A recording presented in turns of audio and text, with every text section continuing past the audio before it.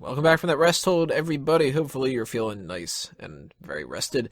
We're going to continue on here with our main event, which is the mailbag questions you guys had submitted for November. And joining us, the rest of the panel that we had earlier, but we've also got Drew White added into the mix. Is this where I'm supposed to talk? Yeah. Okay. Welcome to the Tony panel. Oh, thank you. Thank you. I thought I was on Smack Talk for a minute, but yeah, Tony panel's good. Very glad I added him in here. Let's start going through the questions that we had. And we got a bunch of different people sending a bunch of different questions. Very, very thankful for that. Starting off with Andre Rosa. First question we have here from him. What is the best and the worst movie experience you've ever had? Andre didn't necessarily specify if this was theater related or if it was something outside of movie theaters or if it could be both or whatever, so keep that in mind. I took it as a movie theater thing, so my best is probably the Marvel's Avengers Marathon where they did all the Phase 1 movies. We went at like 10 in the morning and stayed until about 3 in the morning the next day because we watched, Iron Man all the way up to Avengers, and a lot of people were like super chill. The AMC movie theater that we went to, they had no problem at all with like you could bring in outside food. I mean, they specifically even told us at the time, they were just kind of like, all right, at any point, if you guys want to leave, you can leave because you have like the little lanyards and stuff. We'll know that you already have your tickets. Just go to TGI Fridays and bring some food back. We don't care. So that was cool. And you had a whole bunch of like really passionate fans that were super into watching these films. And we watched all of the films already, but everybody was laughing at all the jokes still and stuff. It was just like the best environment you can expect out of that kind of stuff. Worst experience. The three things that come to my mind are U571. To this day, the only movie I've ever walked out of. I was so fucking bored. And mostly it's because I hate those types of movies, like submarine and boats and stuff. I could not care like any less than I do, and just couldn't watch it. Another one would be Hereafter, which is the only movie I've ever fallen asleep to in the movie theaters. That's the movie with what's his name? Matt Damon all right, this is what they advertised it as. Matt Damon can talk to ghosts. Matt Damon's in like 2 scenes of the goddamn movie. And all the other stuff that they follow, a bunch of people that don't speak English, so you're reading subtitles, and it's like just terrible actors, and it's just boring and whatever like that, and I fell asleep.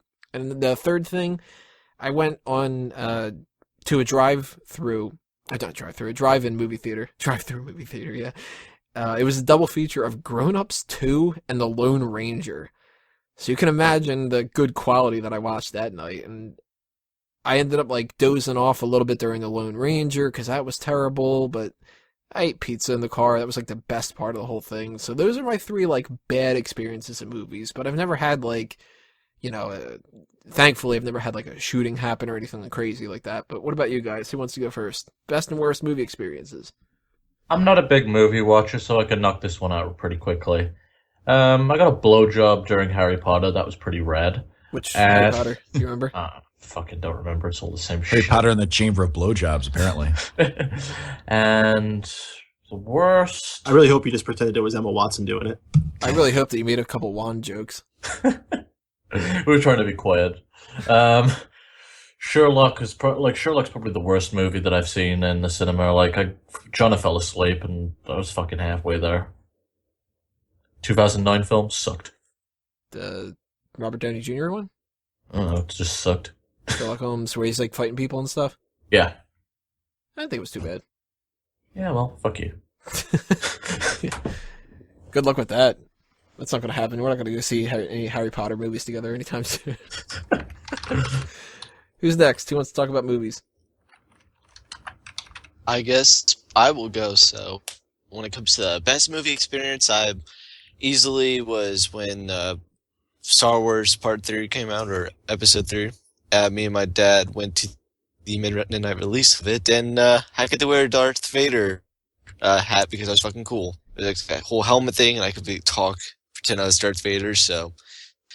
Let's see. That was when I was like 9, I believe, or 10. That was like 11 years ago now. I love how that's your best experience. I wore a helmet once. I mean, it was, dude, it Hey, was I had a awesome. helmet, but it was doing something else. You know what I'm saying? I don't know. I never had a really good relationship with my dad, but one of the few things that we bonded on was that and the Rocky series. So those two films franchises I've always enjoyed, even the shitty ones. You So seeing Creed? there's that. Huh? You seeing Creed? Yeah, I'm going Friday. Hopefully I get off work so I don't have to work, and then I'm gonna go watch it. Looks Man, fun. I sure hope someone punches someone. I hope he wears a helmet to see Creed. Dude, that would wear. Thank you. And It'd then be great if you wore the Darth for Vader worse- helmet. I should. I don't know if I have that, unfortunately. But as I move on, least favorite movie experience. It's a tie, really. When Flight came out, I went and saw it. I fell asleep. I don't know why. That movie, I could not get into. And then the other one is actually a Harry Potter movie. It's Deathly Hallows Part 1.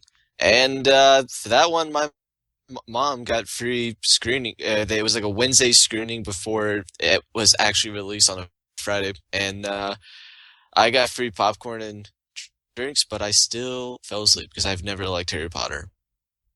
Thankfully, I got Olive Garden afterwards. So that was the only bright spot about it. Kayla or Mike, who's next? I'll go next. As far as the best movie experience, like Drew had mentioned, the Star Wars franchise, The Empire Strikes Back was so anticipated. Yes, I'm older than these guys. Empire Strikes Back, going to see that in the theater, it's like one of my earliest memories. I was a little kid, but I remember going to see that one, and it was so fucking amazing. It blew my little mind. And then Jedi came out 3 years later, and same thing. That one was just so amazing. So I would say Empire Strikes Back and Return of the Jedi. Also, Back to the Future Part 2, because I did see Back to the Future several times before Part 2 came out, and I was like, oh my God, they're actually making a second one. They're going to be in the future. So, like, the anticipation of going to see Back to the Future Part 2, I just was overwhelmed, and I went and saw it, and I loved it, and I saw it like 4 times in the theater, and which is relevant now because we just had the anniversary and the Back to the Future Future Day and stuff. As far as the worst movie experience, man, I'm also not a huge moviegoer, at least not lately, so I had to kind of go back in time a little bit for those two. I'd have to say, one time I went with a group of friends. We went and saw, I think it was Hot Shots Part 2 in the theater. And it was a cheap time, it was like dollar theaters or something. I went with a group of, I don't know, like 10 of us. There was 10 kids in the group. And my friends were I wanted to be there and watch the movie, but my friends wanted to be there and fuck around and talk, and they got us kicked out of the theater. And I was so pissed off at my friends that I left the group and I just like started walking down this highway because I was so pissed off at my friends. I was like, fuck you guys, you got me kicked out of the movie. And then also I went and saw Starship Troopers in the theater, and I think it was because of what I had eaten. I don't even remember what I ate before that, but I think I had food poisoning or something because I was so sick during the movie. Like the first half hour was fine, but I got so sick to my stomach that I was with a group of friends. I laid my coat down on the dirty floor of the theater, and I like laid down and tried to sleep on the floor of the theater. Was disgusting. it the same friends you went to see the first movie with? No, it was completely different friends. Oh, that's a damn So I shame. can't even blame any of them. No, it was a completely different set of people, but those would probably be my worst experiences. Peyton, what about you? Best and worst? Well, it seems to be a common theme here. I actually am a huge fan of movies and cinema and film. I'm not a very big fan of going to the movies. I'm a very introverted person. I like hanging out at home, and I like that I've grown up mostly in the era where you can have a nice home theater, because that really kind of developed while we were growing up, except for Kalen because he's old. But he reminded me of something that I should mention. I'm not going to say it's my favorite or least favorite, but he was talking about being blown away by seeing a movie at a young age. And that made me think of when, I don't think it was my first movie I ever went to see, but it was definitely one of them, and that was Jurassic Park. Oh, yeah. Oh, hell yeah. I mean, seeing Jurassic Park in theater, that just blew my damn mind. I remember I was on vacation in Florida at the time. My grandparents lived down there. We used to go down there every winter, and going to see that movie was just incredible. Absolutely incredible. A lot of people with their stories of the best are talking about things that blow them. Is this? Well, that's not even my best. That was just one I wanted to mention because that was an awesome experience. I can't particularly think I've had bad experiences, but what I would say is my least favorite was going to see Lord of the Rings Return of the King, which I'm not a very big fan of the Lord of the Rings series, which is funny because I am really into, like, you know, knights and dragons and all that kind of shit. And stuff. I like all that kind of stuff. I'm a huge Game of Thrones fan. I like Harry Potter. Lord of the Rings I just never got into. It's a little too wordy and boring for me. So I was never really too into the movies, but it was a big deal. You know, it's a moment in cinema, and a lot of my friends wanted to go, so I went with them. But that fucking movie, I remember I was tired, so I was cranky. I was probably hungry, and I just wanted that goddamn movie to end. And it doesn't. And it never fucking ends. It just kept teasing me over and over to the point where I remember on like the third or fourth one, I was like, oh, fucking really? Like really loud in the theater. What's funny is I went to go see Return of the King. I watched Fellowship of the Ring. I rented that back when we used to be able to rent movies from like actual places. And I was just like, I don't like that type of stuff, but I'm like, you know what? A lot of people are saying that this is amazing. I'll give it a shot. And I'm watching that in my living room, and I'm like, damn, this is actually a lot better than I expected it to be. Cool, I'm going to go watch that, the Twin Towers, or whatever that thing is, kind of, you know, because I didn't really know at the time. So I go to see Two Towers, and I was just like, well, it wasn't really as good as the other one, but now that I've seen that and it was all right, you know, I'm looking forward to how it ends. Fucking movie takes forever to end, Return of the King. I went to see that in theaters. About 2 days after I went to go see it, my girlfriend at the time's like, oh, can we go see Return of the King? I really want to see that. And I'm like, God damn it. So I tried so hard to like convince her to do anything else that night. Couldn't get it to happen. And I'm sitting there in the movie theater, and it was her, a couple of friends, and me, and whatever, and anytime that it got to like one of those endings and people start clapping, I was the guy that was going, it's not over yet. Not over yet. It's like, 21 there is minutes. a perfect ending in that movie, which they should have done, and the one where they're all like gathered around, what was it, Sam, I think, or whoever it was. Sam and Frodo, and they bow down to the king, and they go, Right. my friend, you bow for no one. That's a cool ending. And then, And it's then it like, all zooms out, and it's all tearful, and you get like the man feels, and then, yeah, Bilbo's on a boat now. then it's just do. Here's a bunch of extra endings. It's like, shit. Can't these be like post-credit endings or something? You know? Or like alternates on the DVD because they had like 20 hours of fucking extra footage on those DVDs. All right, so what I would say is my best in recent memory. As I said, I'm a very introverted person. I don't like dealing with the whole ordeal. So it's probably rather appropriate that my best experience going to the movies was actually when I went there alone. I wanted to see Guardians of the Galaxy. It was actually one of the first movies from Marvel that I was really intrigued about. Like, I'm not as into that as a lot of you other guys are. I like it. You know, I enjoy it when it's on, but I'm not like getting super stoked. I don't need to go see it opening night or anything. But something about Guardians of the Galaxy was just really attracting me to it. It's a tree. I think it was the raccoon. I love raccoons. But it wasn't able to come together for any of my friends to go. I was calling around really trying to get somebody. They were all just busy or working or whatever. So I was like, I was not in a good mood. I was like, I'm just going to fucking go. Like, whatever. So I went. I got there when I fucking wanted to because I like getting there early so that I can get a good seat. I could sit where I fucking wanted to so I didn't have to debate with somebody else. I didn't have to worry about anybody fucking talking to me during the movie. And when it was done, I could just get in my car, go home, and get back to doing me. It was a pretty fun experience, I gotta say. And that movie was just a fucking blast. That was such a good movie. It's just such a fun movie. Like, I would have to imagine that's what it was like seeing Star Wars in theaters. Probably. Mm-hmm. See, that's why I love going to the movies, though, and I love being on opening night where there's all the people and stuff, because I like being in that energy where everybody's loving it. Or if everybody's hating it, that energy too, because I went to see Hostel in theaters. And about 20 minutes into the movie, everybody in the collective theater, the auditorium, everybody just sort of went like, is it all right if we talk? Okay, it's all right if we talk. So everybody was just like goofing off, and, you know, when somebody would get like their eye cut out or something, because it's a gross, stupid gore porn film. It's terrible. Mm-hmm. Anytime something like that would happen, it was like a competition of like who's got the best joke, and people would like turn around and like clap for who got the best joke and shit. It was like, that was fucking great. And the same thing happened with Snakes on a Plane.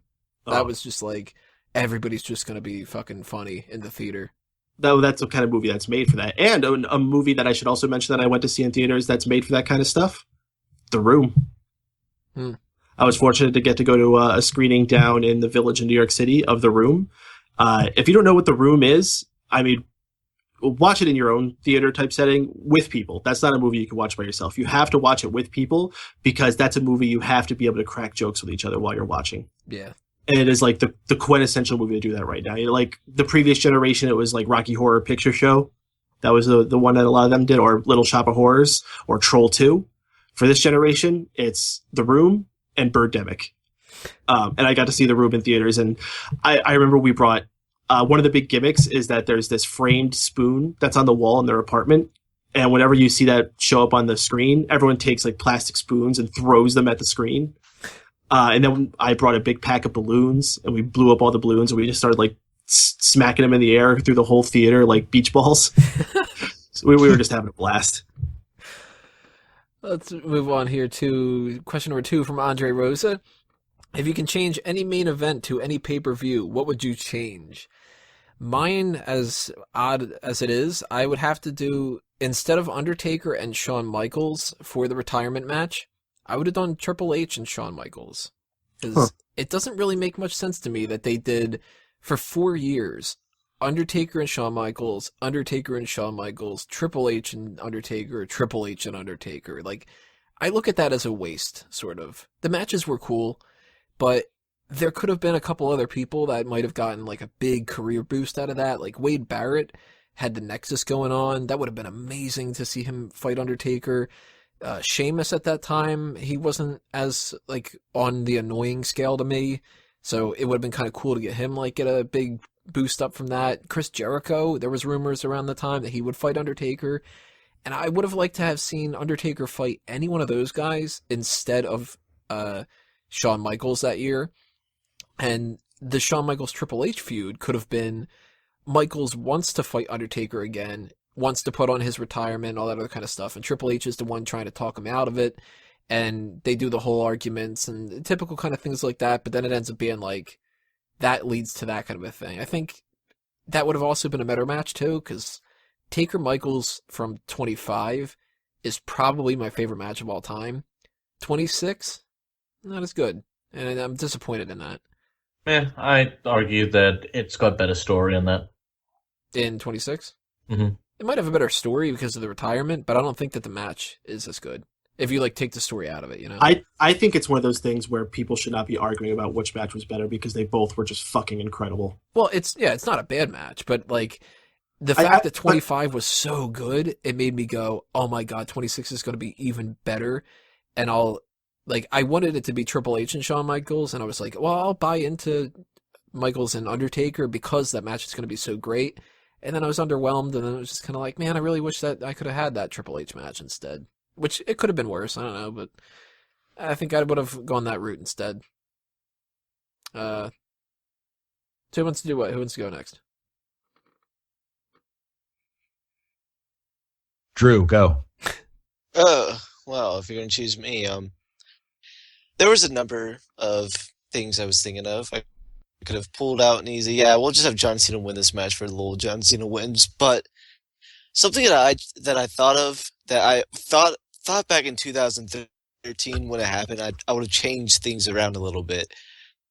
Pretty much, I would have had my WrestleMania 29 main event be a little different. The Rock would have still been in it, but I would have just had him face CM Punk. I would have just had The Rock win the Royal Rumble, then go to WrestleMania and fight CM Punk there instead of Cena needing to get his win back. They could have done that for SummerSlam later on that year if they really wanted to. I just believe that around that time, the ball was rolling with Punk, and they blew it by having him lose it at the Royal Rumble instead of maybe at WrestleMania, or possibly even having him hold the title longer. Now, I think CM Punk could agree with you. Yeah, well, see, Punk's major thing is, he never got the main event at WrestleMania, and a lot of the times when he was a champion, he was the B guy, always behind John Cena, unless Cena was in the feud, then he was in the main event. But main eventing with The Rock at WrestleMania, I think that would have been something that, possibly could have kept him in the company longer. Possibly, you never know. He could possibly still be here today. The same course of action could have happened, but you know, Punk was a good asset for the company when he was there, and he'd still be a good asset now if he chose never to leave. So I might rip on Punk, and I know Peyton likes to rip on him as well, but there was still always value in Punk. He's just a crybaby bitch that didn't get his way, so he took his ball home and cried. So that's what I would do. Yeah, Punk, pretty good guy. Fuck him. Yeah, pretty much. He didn't get what he's want. He just cried and bitched about it, and which is fair, but life's not fair. He should have got over it. Any volunteers for next? I'll go next. This was a really difficult one for me to think of. I had to go back and, kind of revisit a lot of these matches and a lot of these main events that I hadn't thought about in a while. And I kind of went pretty recently on this one. This is still fresh in my mind. I'm only going back to the Royal Rumble in 2014. You remember what happened in that one, right? Number 30 entrant comes out. Everyone's getting ready. This is in the middle of the Yes Movement still. Everyone wants Daniel Bryan so bad, even though he got beaten by, I think it was Bray Wyatt earlier. And Rey Mysterio comes out and gets booed to hell on that one, which in, retrospect, hilarious. I've gone back and I've watched that match, at least, the last 5 minutes of that match, I don't know, a dozen times now because it's just so entertaining. However, if I was going to change something, I would have changed that. Rey didn't deserve that. It was in the heat of the Daniel Bryan movement. I would have made Daniel Bryan number 30. I would have given the crowd what they wanted. However, I would not have had him win. He shouldn't have won. I would have still had Batista win, but I think Daniel Bryan coming down to the final two with him and Batista, it would have given Batista even more heat by eliminating everybody's favorite. Batista wasn't meant to get heat, though. Yeah, he was supposed to be cheered. Yeah. That's true. But based on how the crowd was reacting, I mean, he was a heel. I mean, nobody wanted him. It was kind of like how Roman is now. Some people are behind him, but it's one of those, like, people don't want, because they knew Batista was being forced down our throat at that time. I mean, I like Batista to a certain extent, but nobody wanted him to win and go on to WrestleMania. Very few people anyway. So yeah. I would have changed it. I think that change would have made a huge difference. I was a bigger fan of Batista. Not me. I like Batista, but I don't know. I like him better as a heel. Batista was pretty cool as well. But that's it. That's all I got. Way to go, we're Peyton. Yeah. Remember when the Usos beat New Age Outlaws too early?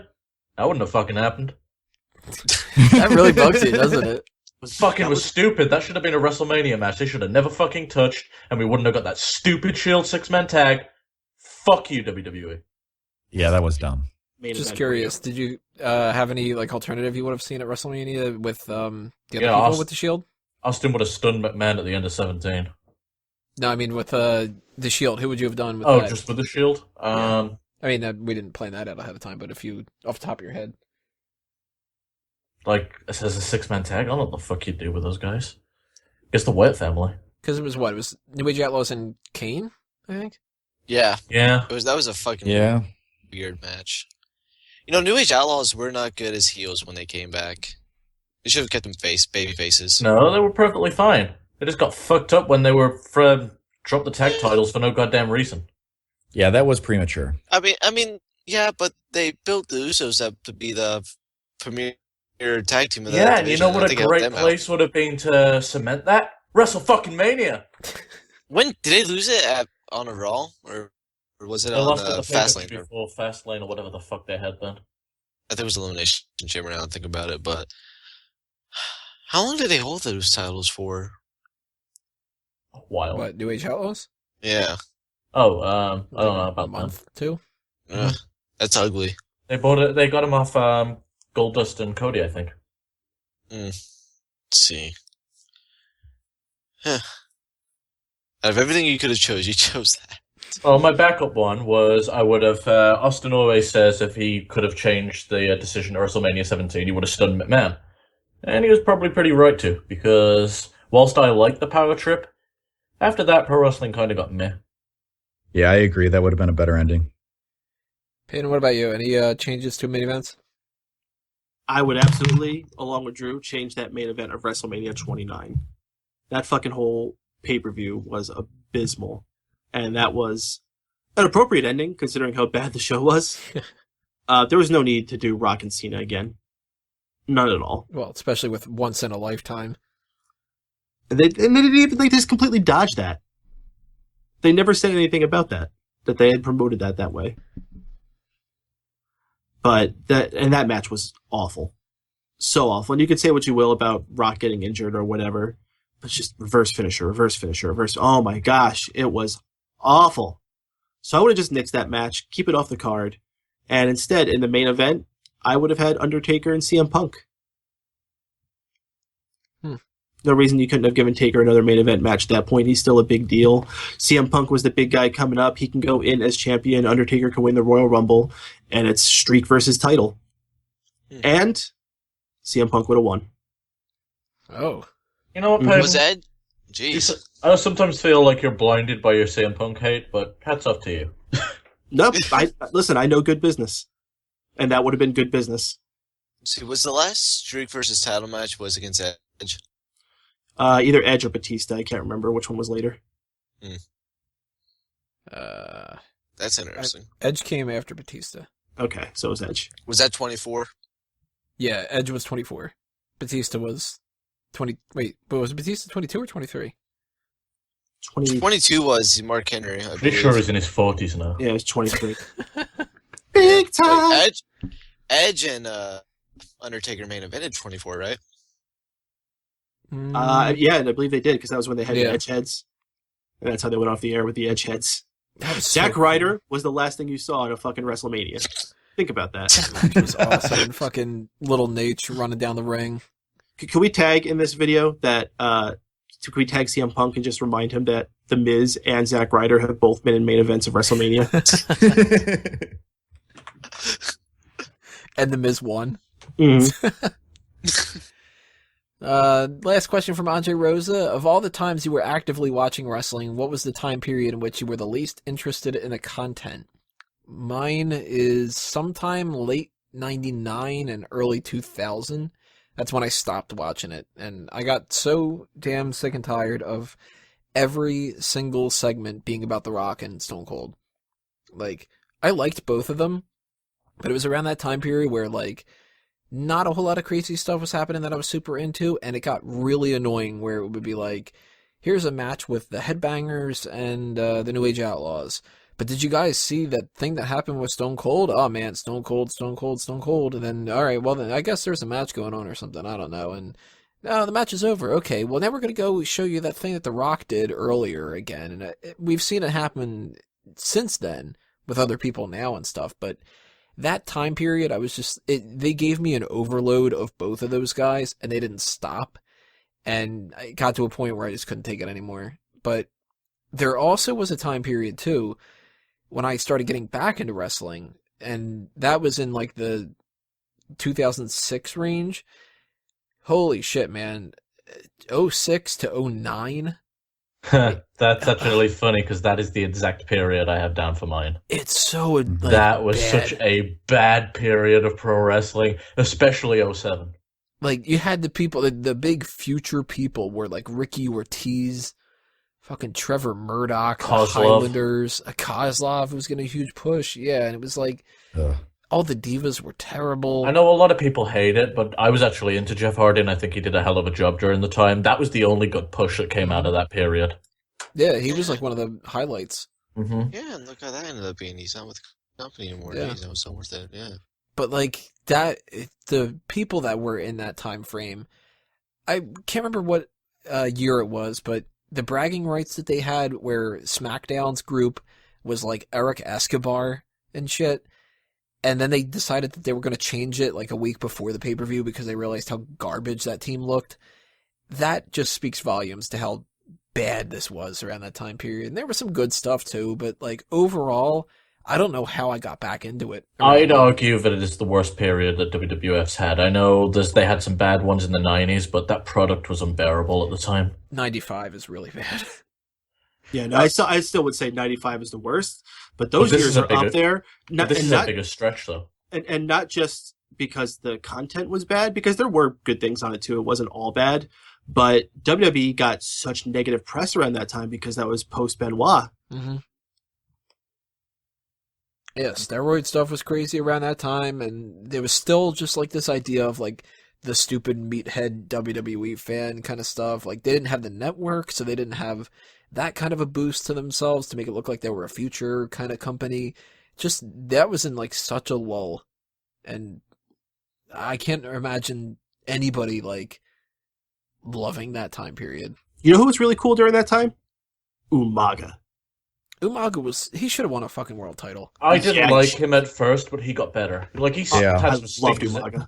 He had some stinkers of matches when he first showed up, but he eventually became something good. He's Umaga. actually one of the guys I'm really upset that died.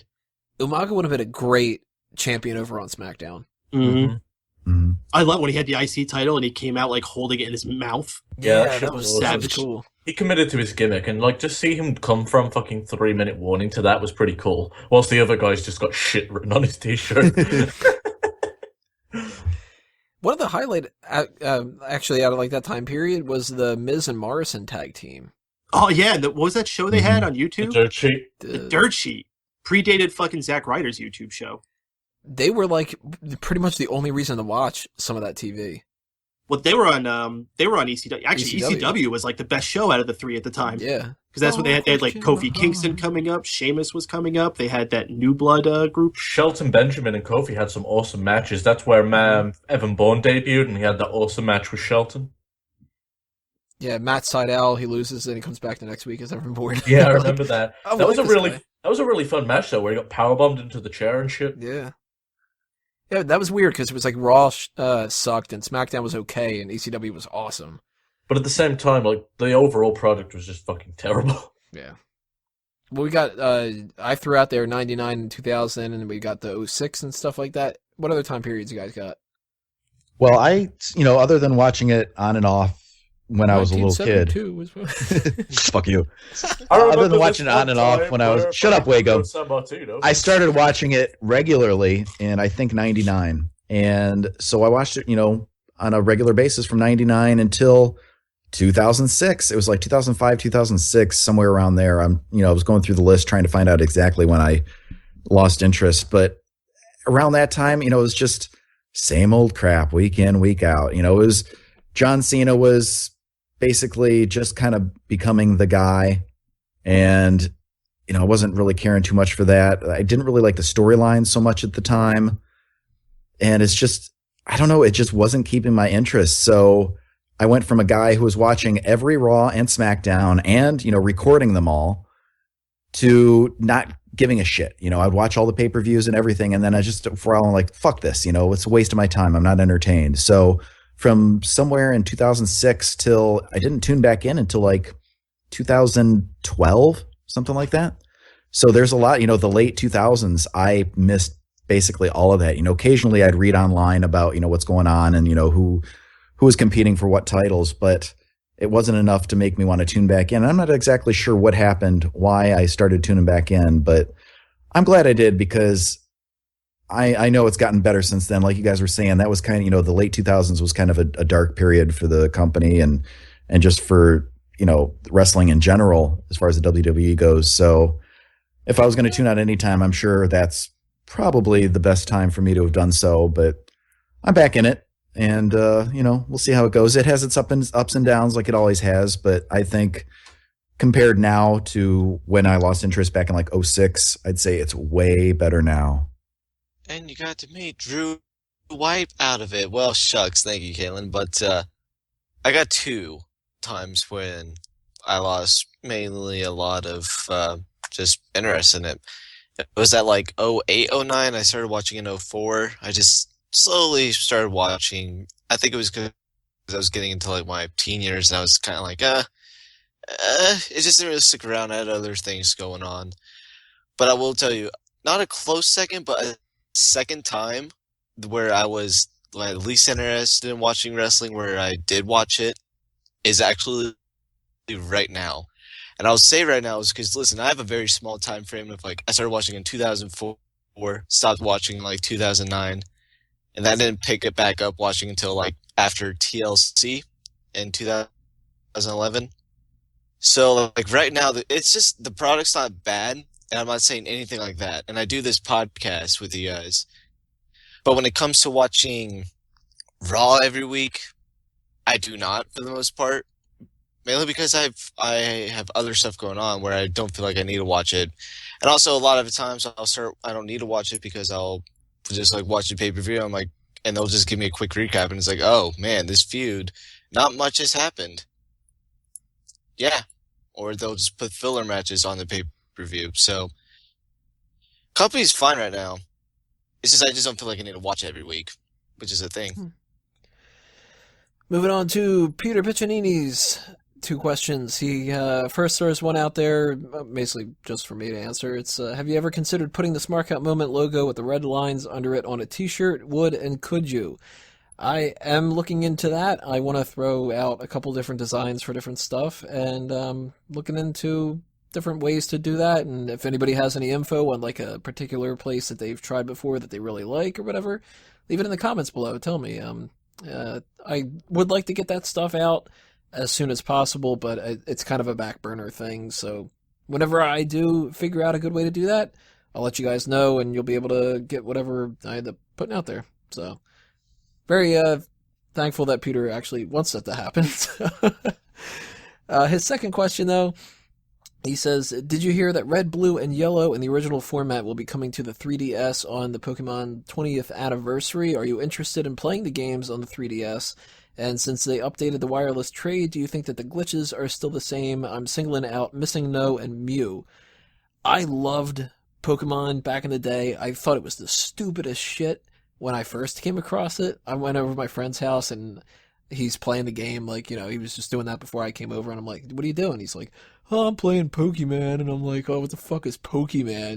This kind of thing, and it sounded dumb as hell. About a month later or so, a couple people convinced me to try it, and ended up getting so hooked on Pokemon Red and Blue. I ended up getting that, and Yellow, I got that, and I loved that little change and stuff. I don't have a 3DS, so I'm not going to be playing the game, but as far as like glitches go, I would assume that they would get rid of them, because I don't remember hearing that they were in like the remakes of Fire Red and Leaf Green, right? There's the remakes. I think they were.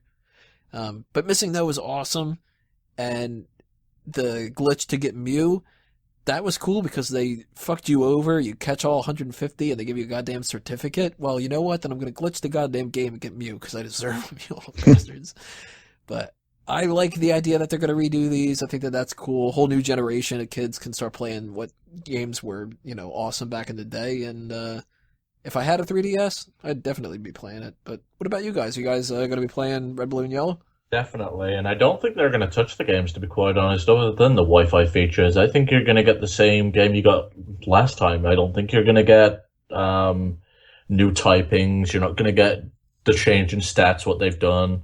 I think it's pretty much just going to be the same thing. You'll probably have the same glitches, and I'm perfectly okay with that. They should just keep it the original thing. From my understanding, they're going to be making it just a good emulation of it. Yeah, it's not going to have like the weird emulation bugs you would get, but other than that, it's basically going to be a true port of it. Like that's all it needs to be. Of Red, Blue, and Yellow, like back at that time, or of like the Fire and Leaf ones? No, this is going to be the original. The original Red, Blue, and Yellow. Yeah, they're not doing the fucking Fire Red because you can still play that on a DS if you got one of the older DSs anyway. See, I was assuming that they would do like a bumped up version of that with like Yellow. No. They're just making the original games usable again. Because who the fuck's got link cables and Game Boys anymore? Everyone plays them on emulators. This way you can actually go back, play the original games, trade with your friends. Oh, that's cool. Mm-hmm. Well, then, yeah, there might actually be that missingknow thing. I would imagine it would be because, yeah, like Wigo was saying, they're just probably just using the same ROM and just changing the trading part of it. So it's wireless now instead of using the cables. I was huge into Pokemon. I still like it. I played every generation of the handheld games from Red and Blue through the last one I played was Diamond, Pearl, Platinum. I own Black and White, but I haven't played them too much. And I didn't do X or Y or anything like that. So the last one you played was the worst one. It's probably why you haven't played one since. I like Diamond and Pearl. I like those a didn't. lot. I thought, in fact, I've been very disappointed since Hoen's, since Ruby and Sapphire. I hated fucking every sequel so far, and X and Y's been the biggest disappointment. Yeah, I haven't played through that one. I don't own a 3DS right now, but if I did, I might get Red and Blue. I'm not so crazy about Yellow with the whole, I don't know, making it try and be like the cartoon so much. But I liked Red and Blue a lot. You know, when I first started getting into that, because yeah, I am a little bit older. When that first came out and I was playing it, I was in college. You know, I was the only person I knew in college who was playing Pokemon. So I had to, you know, seek out people that I knew who actually played it so I could trade with them and get all of them and everything. You're sitting there in like the cafeteria going, does anybody have blue? I've got red. Well, like these days, you know, in cafeteria, you'll find at any university in the entire country, you'll find people because they were little kids when it came out. So it's like retro for them.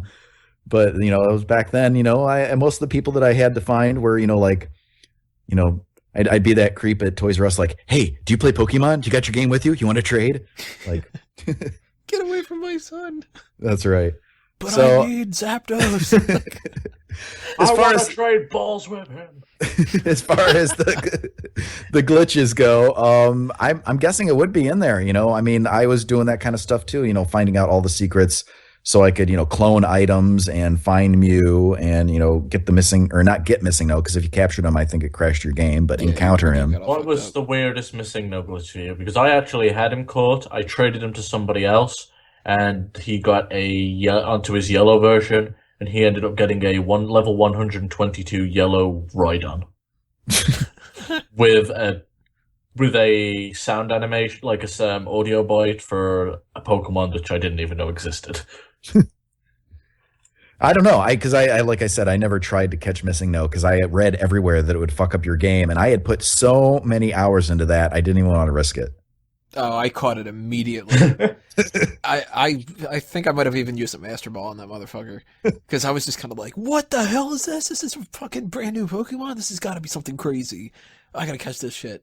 Wait a minute, why is it like a Kangaskhan? And why isn't it the bird type? And why are my game glitching all the fuck out? And why is my Hall of Fame fucked? Yeah, you know. But that game was fucked up anyway because I had taught my Charmander cut, and you couldn't get rid of it at that time.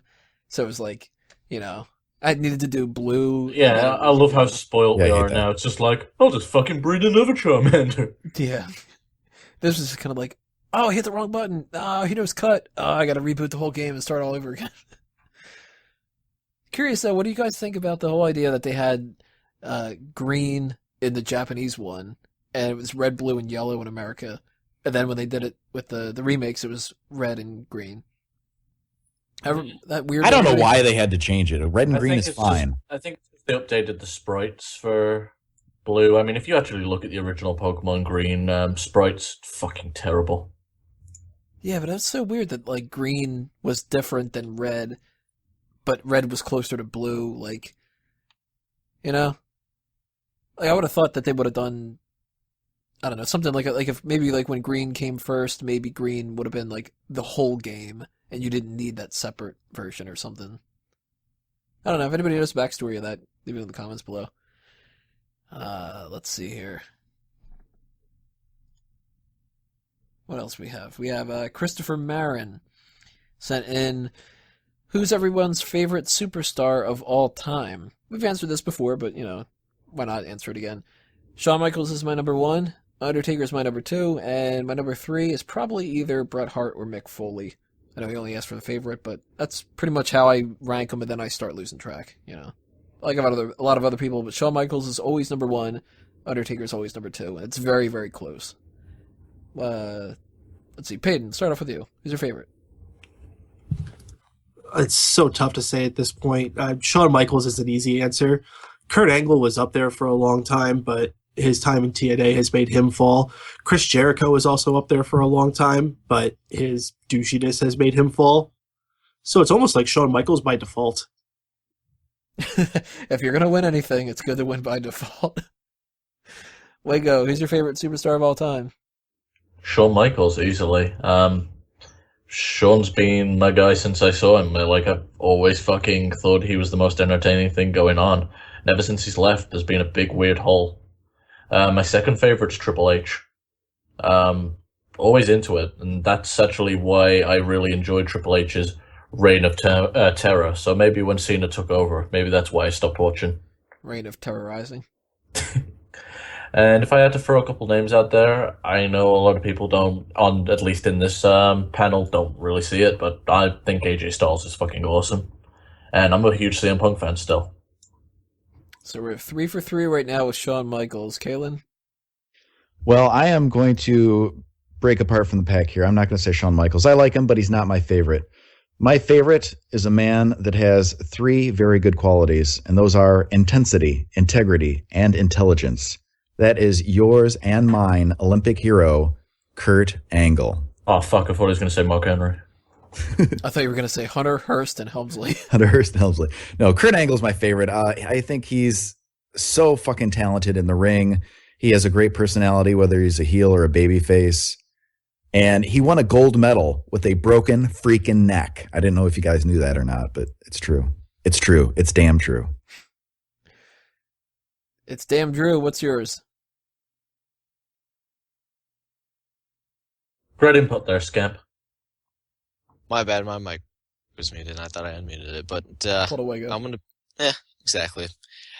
I'm gonna break away from the pack as well, as Kayla did, and my number 1 is gonna be a man of the Y2J. Chris Jericho's my number 1. I've always enjoyed him, always thought he was awesome. The Ayatollah of rock and roll, you know his shtick. Number 2, of course, is Daniel Bryan. When I came back to watching wrestling in like late 2011, I just thought his music was cool, so I started liking him. Number 3, Kurt Angle. Kurt Angle, up high on these lists. That's kind of cool. I wasn't expecting that. Well, I didn't watch his stuff after he left WWE, so I didn't have that to taint my opinion. That doesn't exist. Yes.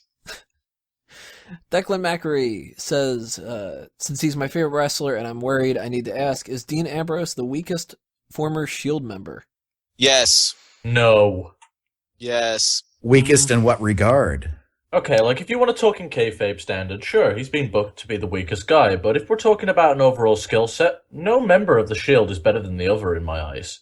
I mean, they all balance each had, other out. yeah, they very much did, and that's why they worked. Seth Rollins was the workhorse.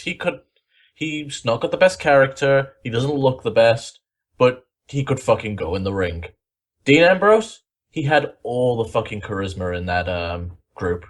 He had all the character, and he was a solid wrestler, and he's a very good wrestler.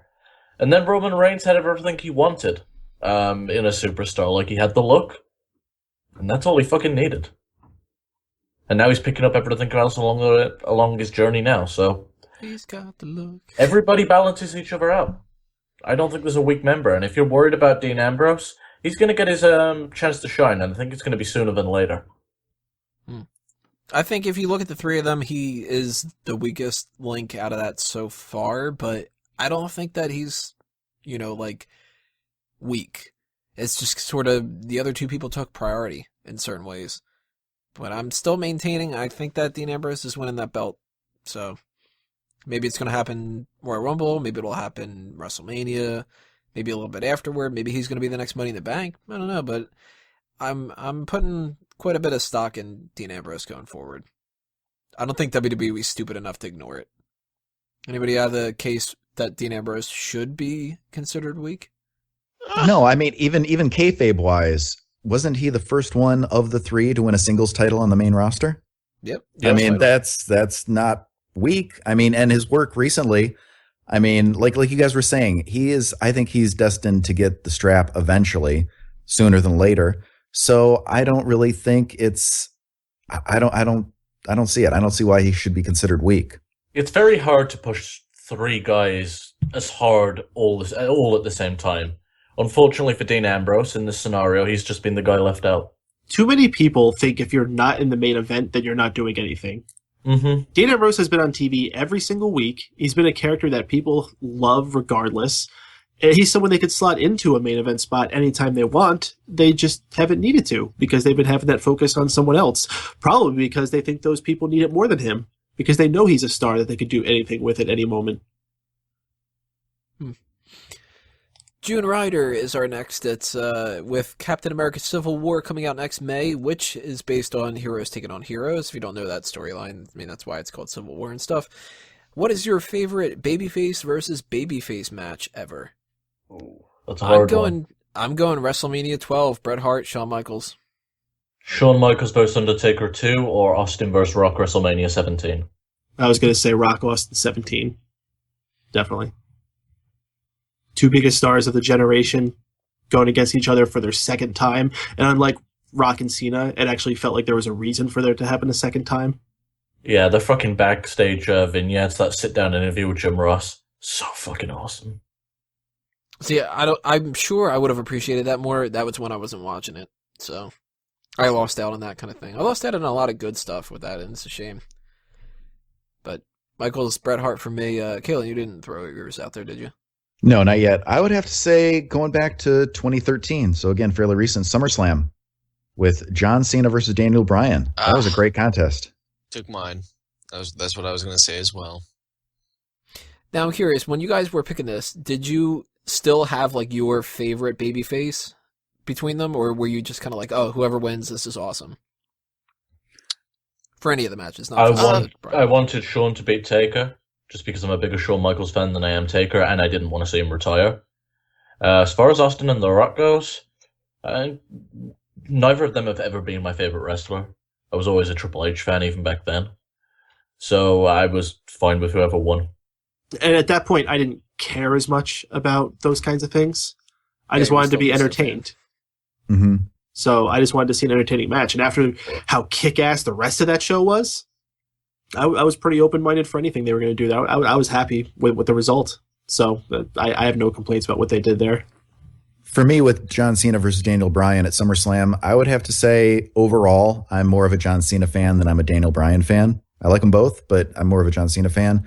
However, at that point, I did want to see Daniel Bryan get the title because he was the underdog. I usually root for the underdog, and seeing him get it, even if it was only for 30 seconds, was a sweet moment. Now. You, I would assume, would be rooting for Bryan, right? Yeah, I was at the time. It made sense for him to finally get his comeuppance. He held the title for 5 minutes. Caitlin. Nah, whatever. 5. Don't shortchange the man. They had to do pyro and confetti. That shit doesn't take 30 seconds, okay? Oh yeah, that's right. It seems like saw that again recently. What was it? Oh, never mind. I know what you're talking about, but I understood why John Cena won the title. I was fine with him having it, but at that point, I wanted to see Daniel Bryan win it. So yeah. I remember at the time I was kind of torn because I liked both of them, but when it finally came down to it and Shawn Michaels won, I was super happy because in the end, Shawn Michaels is my number one favorite. Bret Hart was number 2, number 3, that kind of thing. And I actually, when I was going through a bunch of stuff back in the day, came across old like school notebooks and stuff like that, and there was this sheet of paper that I had written down. It was like a project that I needed to do for class where it was like you kept a journal, sort of. And one of the very first entries of that was me talking about how happy I was that Shawn Michaels beat Bret Hart at WrestleMania 12. So I was like, oh, that's kind of cool. This little stupid Tony going like, and it's so great because Michaels deserved it. Like, all this kind of crap. Our last question here is from Wolf Jones. He says, hope I haven't missed a mailbag. Need to go back and listen to previous episodes. Nope, you haven't missed it. And little side note, anybody, if you have any mailbag questions that you want to submit to us, do it anytime that you want to. And I always just keep these backlogged and stuff. And we'll get around to it when we do them and stuff. I don't forget about them. But he says, my question is, if you had to swap lives for a day with any of the hosts, who would it be and why? I would probably go with either Kaylin or Drew. Kaylin, I'm interested about getting some perspective from being older. That's part of the reason. Plus, I don't know as much about Kaylin as I know about everybody else, so I'm just curious, that kind of a thing. And then when it comes to Drew, I just want to see what life is like from Drew's point of view. I'm just really curious about that. So either one of you two is what I would go with. What else? What do you guys think for whoever wants to go? I was going to go with Peyton. I was just going to smoke all his weed.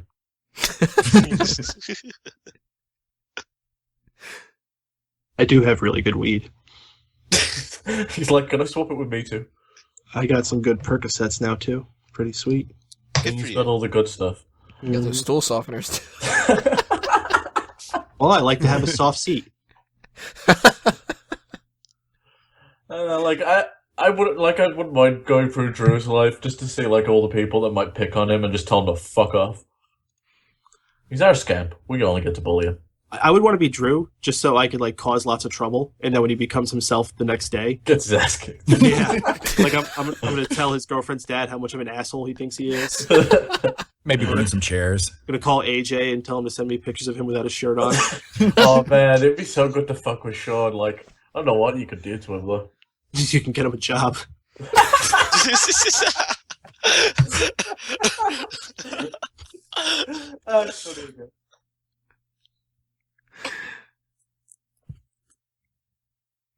So anybody have an answer for that? Okay, no. All right, I would swap places with With swashbuckle. with Miguel, because I think that would give me a true appreciation for my life. God. What would you make for dinner though? I suppose I would just throw together some random shit in a pan and then get upset when it catches on fire. Maybe you could actually like live Miguel's life and give him the first cooked meal of his life. I don't know, maybe you can make an apple pie correct for him, so when he comes back to take us over in his own body, he's like, "Oh my god, this apple pie is amazing."